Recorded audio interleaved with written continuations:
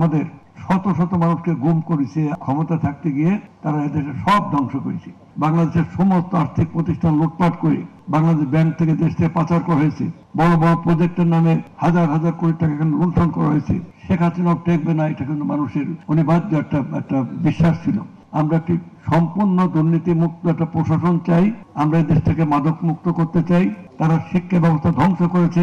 একটা দেশের মানে সংগ্রাম আন্দোলন একদিনে হয় না, একদিনে শেষ হয় না।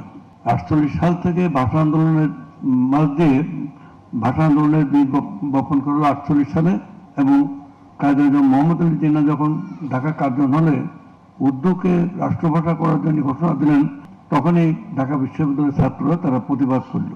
এরপরে 21শে ফেব্রুয়ারি তারপর সংগ্রাম চলছে, তারপরে কাঠমারি সম্মেলন, মৌলানা ভাষা নিয়ে সেই ছিলাম আলকম তোমাদের মতো তোমরা আমাদের মতো আমরা এটি, তারপর আপনার যুক্ত ফ্রন্ট, তারপরে নির্বাচন, তারপর আইয়ুব খানের মার্শাল, যুক্ত ফ্রন্টের পরে বারবার মানে ক্ষমতা বদল, মানে সকালে একজন প্রেসিডেন্ট আবার বিকেলে একজন প্রেসিডেন্টের পরিবর্তন হতে লাগলো, এবং শেষ পর্যন্ত আপনার আইয়ুব খান সামরিক শাসন দিয়ে ক্ষমতা আসলেন।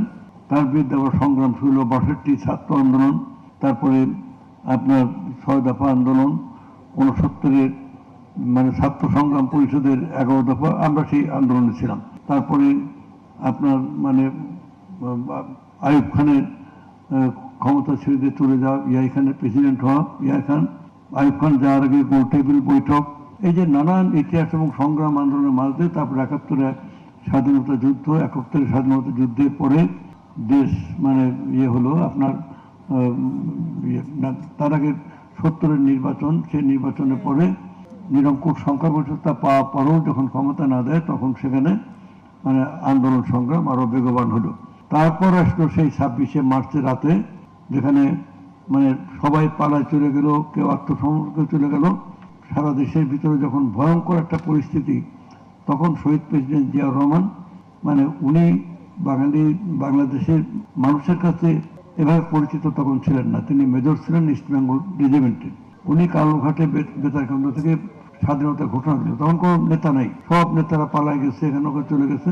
তখন আপনার শহীদ প্রেসিডেন্ট জিয়াউর রহমান ঘোষণা দিল, আমি মেজর জিয়া, আমি মানে আই রিভোল্ট, এবং উনি বলার সাথে সাথে, এবং I declare the independence of Bangladesh, এই বলার সাথে সাথে সারা দেশে মানে শুরু হয়ে গেল যুদ্ধ বিপ্লব আন্দোলন, এবং সেই যুদ্ধের পরিণতি হলো 16 ডিসেম্বর। তাহলে দীর্ঘদিন ধরে এখানে আন্দোলন সংগ্রামের মাঝ দিয়ে তারপরে আপনার এইবার মানে ওই যে গণ অভ্যুত্থান।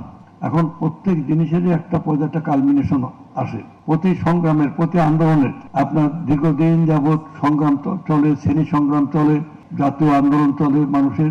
কিন্তু আমাদের এই যে 18 বছর, এই 18 বছরে মানে যে সীমাহীন আত্মত্যাগ, এই 18 বছরে মানুষ মানে আমরা আন্দোলন করেছি আমাদের একটা দফা, আমরা জনগণের মানে ভোটাধিকার চাই। আমরা ক্ষমতা কে যাবে সেটা আমরা বলতে পারবো না, আমরা বলি নাই। আমরা বলছি শুধুমাত্র জনগণের মানে ভোটাধিকার দিতে হবে গণতান্ত্রিক ভাবে। কিন্তু জনগণের ভোট ছাড়া জোর করে এই যে 18 বছর ক্ষমতায় টিকে থাকা, এবং তার আগে আপনার 1/11-এর সময় তাদের করা, তাদের দোষর হিসেবে কাজ করা করে দীর্ঘ যে 20-22 বছর যাবৎ যে স্টিম রোলার বিএনপির উপর চলেছে, এখানে আমাদের বিএনপির এমন কোন নেতা কর্মী নাই যারা প্রকৃত মানে সংগ্রাম করেছে, আন্দোলন করেছে। কারোর বিরুদ্ধে 200 মামলা, 300 মামলা, 400 মামলা, 100 মামলা, এরকম মানে মিথ্যা মোকদ্দমা। আমি লয়ার, আমরা আমাদেরও বিরুদ্ধে মামলা হয়েছে, কিন্তু সারা বাংলাদেশের হাজার হাজার মোকদ্দমা করেছি। যখন ওই জজ কোর্টে গেছি, মানে হাইকোর্ট জামিন দিয়েছে, জজ কোর্ট জামিন দেয় না, সেখানে আমরা আসামি হয়ে গেছি। প্রতিদিন এই সালাম ভাইকে দেখেছি ওখানে বসা, প্রত্যেক দিন তার অসংখ্য কেসে, আমাদের সব নেতাই, এবার সব নেতাই, এবং আমরা মানে হাজার হাজার মানুষের মামলা করেছি, ফ্রি করেছি, করে এর মাঝে আমাদের শত শত মানুষকে গুম করেছে, আয়নাঘরে পোড়া হয়েছে, সেখানে ক্রস ফায়ার দেওয়া হয়েছে, হত্যা মানে মৃত্যু করে। এখানে আপনার দিনের ভোট রাতে কাটা হয়েছে, ভোট বিহীনভাবে ক্ষমতায় গেছে। এই যে এটা একটাই কারণ, তাদের ক্ষমতায় থাকতে হবে, এবং ক্ষমতা থাকার কারণে এই যে বল প্রয়োগ করে যে শাসন ক্ষমতা দখল করা, এটা হলো ফ্যাসিবাদ। এবং ক্ষমতা থাকতে গিয়ে তারা এদেশে সব ধ্বংস করেছে, সাংবিধানিক প্রতিষ্ঠান, রাষ্ট্রীয় প্রতিষ্ঠান ভেঙে চুরমার করেছে। সেখানে নির্বাচন commission, public service commission, university grant commission, দুর্নীতি দমন কমিশন, জাতীয় রাজস্ব বোর্ড, সবকিছুকে রিজর্ট সবকিছু ভেঙে চুরমার করে ফেলেছে। সেখানে মানে পাবলিক সার্ভিস কমিশনে আপনার লিস্ট দিয়ে দিত যে এদেরকে চাকরি দিতে হবে, এই ছিল পরিস্থিতি। এখানে আপনার গণমাধ্যমকে সম্পূর্ণরূপে কুক্ষিগত করে তাদের পক্ষে কথা বলতে হবে। তো এভাবে হাজার হাজার মানুষকে হত্যা করেছে। এরপর একটা সময় এই যে জুলাই যে গণ অভ্যুত্থান ঘটলো, মাত্র 20 দিনের মধ্যে আমাদের দেশের তরুণ ছেলেমেয়েরা এই যে বিশ্ববিদ্যালয়ে পড়ে, বেসরকারি বিশ্ববিদ্যালয়ে, স্কুলে, কলেজে এই পর্যায়ে এসে তারা একসময় সিদ্ধান্ত নিল যে আমরা লাগাম টেনে ধরতে হবে। এবং এই আন্দোলনের সাথে এত বেগবান হয়ে উঠল, মানে 15 জুলাই থেকে মানে অগস্টের 5 তারিখ, 20 দিন, সে দুনিয়া কাঁপানো 20 দিন, মানে দুনিয়া কাঁপানো 10 দিনের মতো। দুনিয়া কাঁপানো জন রিডের যে দুনিয়া কাঁপানো 10 দিন, ঠিক তেমনি 20 দিনের সেই মানে আন্দোলনের চূড়ান্ত পর্যায়ে গেল। ধাপে ধাপে ধাপে ধাপে একসময় সিদ্ধান্ত নিল যে আমাদের সশস্ত্র মানে বাহিনীর সামনে তারা হেলিকপ্টার দিয়ে গুলি করছে, তার ট্যাঙ্ক নামাইছে, তারা বন্দুক দিয়ে, তাদের সমস্ত বাহিনী দিয়ে সেখানে আমাদের ছাত্র জনতা, এই গরিব মেহনতি মানুষ, রিক্সাওয়ালা, ভ্যানওয়ালা, তারপরে যে মানে বাসের হেল্পার, ছোট দোকানদার, তরকারি দোকানদার, মাছের মৎস্যজীবী, এই খেটে খাওয়া মানুষ, এরা সব রাস্তায় নেমে গেল। এবং এই ছাত্র যখন অকাতরে জীবন দিতে লাগলো, তখন এই ঢাকা শহরের সমস্ত শ্রেণী পেশার মানুষ সবাই রাস্তায় নেমে আসলো এবং অভূতপূর্ব একটি গণ অভ্যুত্থান ঘটলো। ফ্যাসিবাদ পালিয়ে গেল এবং বাংলাদেশ মুক্ত হলো। এরপর একটা সুষ্ঠু নির্বাচনের মাঝ দিয়ে, গণতান্ত্রিকভাবে নির্বাচনের মাঝ দিয়ে তারেক রহমানের নেতৃত্বে বিএনপি মানে সরকার গঠিত হয়েছে। আমরা সরকারের মানে দায়িত্বে আছি, দায়িত্ব গ্রহণ করেছি আমরা প্রধানমন্ত্রীর নেতৃত্বে। এখন এটা কোনো ফুল ছড়ানো পথে, পুষ্প বেছানো পথে, এটা ধাপে ধাপে কিন্তু আমাদের বিএনপি ক্ষমতা আসে নাই।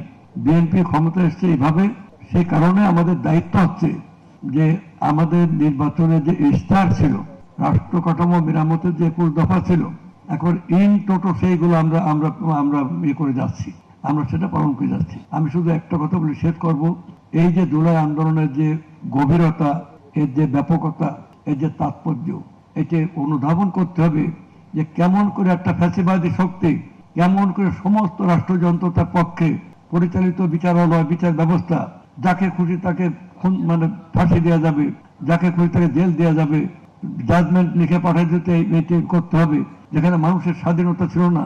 ঠিক এই পরিস্থিতি যেখানে মানে সরকারের নিয়োজিত আইন প্রয়োগকারী সংস্থা তাদের কথা খুন করছে, গুম করছে, সিভিল প্রশাসন ভোট কেটে দিচ্ছে, এরকম একটি রাষ্ট্রযন্ত্র যখন হাজার হাজার লক্ষ লক্ষ কোটি টাকা বাংলাদেশের সমস্ত আর্থিক প্রতিষ্ঠান লুটপাট করে বাংলাদেশ ব্যাংক থেকে দেশ থেকে পাচার করা হয়েছে, বড় বড় প্রজেক্টের নামে হাজার হাজার কোটি টাকা এখানে লুণ্ঠন করা হয়েছে, এরই যে একটা পতন হবে, মানুষ কিন্তু বলতো যে এর একটা পতন হবে। পতন যেমন হয়েছিল, পৃথিবীতে যেমন ফ্যাসিবাদী শক্তির টেকে নাই, হিটলার টেকে নাই, মুসলিনের টেকে নাই, নমরুদ টেকে নাই, ফেরাউন টেকে নাই, চেঙ্গিস খান টেকে নাই, হালাকু খান টেকে নাই, ঠিক তেমনি শেখ হাসিনাও টেকবে না, এটা কিন্তু মানুষের অনিবার্য একটা বিশ্বাস ছিল। সেই বিশ্বাস এক সময় সত্যি পরিণত হলো, তারপরে বাংলাদেশ মানে মুক্ত হলো। আজ আমরা প্রধানমন্ত্রী তারেক রহমানের নেতৃত্বে আমাদের মূল অবজেক্টিভটা হচ্ছে যে আমাদের দেশের যে বৈচিত্র্য আছে, সমতলে পাহাড়ে মানুষের ভিতরে যে ঐতিহ্য আছে, যে হেরিটেজ আছে, এটা হাজার হাজার বছরের পুরনো। আমরা সেই ঐতিহ্যকে তুলে নিয়ে এসে আমরা প্রমাণ করতে চাই যে আমরা দেশ হিসেবে শ্রেষ্ঠ। আমাদের খ্রিস্টের জন্য 5000 বছর আগের থেকে আমাদের যে নিদর্শন পাওয়া যাচ্ছে, সেখানে আমাদের সভ্যতা ছিল, আমাদের ছিল, চায়নার ছিল, তারপর কোরিয়ার ছিল, এথেন্সের ছিল, মেসোপটেমিয়ার ছিল, কিন্তু এশিয়ার মধ্যে আমরা কয়েকটা দেশ আমাদের মধ্যে ছিল। এবং আমরা আমাদের দেশে যদি আমরা আমাদের প্রকৃতভাবে লড়াই করতে পারি, আমাদের সরকারে ঘোষণা করছে আমরা একটি সম্পূর্ণ দুর্নীতি মুক্ত একটা প্রশাসন চাই, আমরা নিরলস কাজ করে যাচ্ছি। এবং এ পথ কঠিন পথ, এটা অত্যন্ত কঠিন পথ। তো সত্য যে কঠিনের ভালোবাসিলাম, সে কখনো করে না বঞ্চনা। আমাদের যত কঠিন হোক, আমাদের সত্যটাকে আমাদের আঁকড়ে ধরতে হবে। আমরা এই দেশটাকে মাদক মুক্ত করতে চাই। সমস্ত মানুষ আজকে যুব সমাজকে তারা ঘুম পড়া রাখার চেয়েছিল, তারা শিক্ষা ব্যবস্থা ধ্বংস করেছে, যে পরীক্ষা খাতায় লিখুক আর না লিখুক মানে সবাইকে পাশ করে দিতে হবে, এই ছিল সরকারি সিদ্ধান্ত। তাই শিল্প সংস্কৃতি সব ধ্বংস করে তারা এখানে মাদক দিয়ে যুব সমাজকে ধ্বংস করা, জাতি ধ্বংস করা এবং একটি রাষ্ট্র একটা মানে হুকুমের তাবেদারিতে চলবে এরকম একটা পরিস্থিতি তৈরি করা হয়েছিল। এর থেকে আমরা মুক্ত, আমরা স্বাধীন, আমরা তাই দায়িত্বশীল অবস্থা আমরা কাজ করতে চাই। আমাদের মাননীয় প্রধানমন্ত্রীর নেতৃত্বে আমরা নিরলস পরিশ্রম করে যাচ্ছি। আমরা বৈচিত্র্যের মাঝে আমরা ঐক্য চাই, আমরা সমাজের মাঝে শান্তি আনতে চাই এবং আমরা আমাদের জাতীয় স্বাধীনতা, জাতীয় স্বার্থ, জাতীয় অর্থনীতিকে as a nationalist government we must protect our national economy, we must safeguard our national interest এবং this is our fundamental মানে গোল এবং এইটা নিয়ে আমরা এগিয়ে যেতে চাই। আমরা আপনাদের সবাইকে বলতে চাই। আর জাসাস সম্পর্কে আমার ছোট্ট দু একটা কথা। জাসাস হচ্ছে আমাদের সাংস্কৃতিক ফ্রন্ট। এই যত আন্দোলন সংগ্রাম হয়েছে, একদিকে যেমন গণতান্ত্রিক আন্দোলন, ফ্যাসিবাদ বিরোধী গণতান্ত্রিক আন্দোলন, অন্যদিকে আবার ফ্যাসিবাদ বিরোধী আমাদের সাংস্কৃতিক আন্দোলন, সে জাসাসের নেতৃত্ব হয়েছে। জাসাসের নেতৃবৃন্দ এখানে আছেন। আমাদের সীমাবদ্ধতার কারণে হয়তো অনেক সময় জাসাসের নেতারা আপন লোক গেলে অনেক সময় তো প্রবলেমটা এরকমই হয়। বাড়িতে আত্মীয় স্বজন এসছে, তাদেরকে বসায়, তাদেরকে খেতে দিয়ে নিজের আত্মীয় স্বজন তোমরা পরে খাও। এই জন্য অনেক সময় আমরা জাসাসের লোকের সাথে হয়তো ঠিক মতো সময় দিতে পারি না। তবে আমরা সে তো সহযোদ্ধা, আমরাও যে যুদ্ধ করেছি তারাও তো সে যুদ্ধ করেছে। তাহলে একই সহযোদ্ধাদের প্রতি আমাদের মানে ঐকান্তিক ভালোবাসা আছে, থাকবে। এবং আর কয়েকটা দিন পরে আমরা আর একটু মানে শান্ত মানে আমাদের কিছু কাজ, একটু গুরুত্বপূর্ণ কাজ নিয়ে আমরা আরো সবাই ব্যস্ত আছে, ওনারাও ব্যস্ত আছে। আমরা দেখা হবে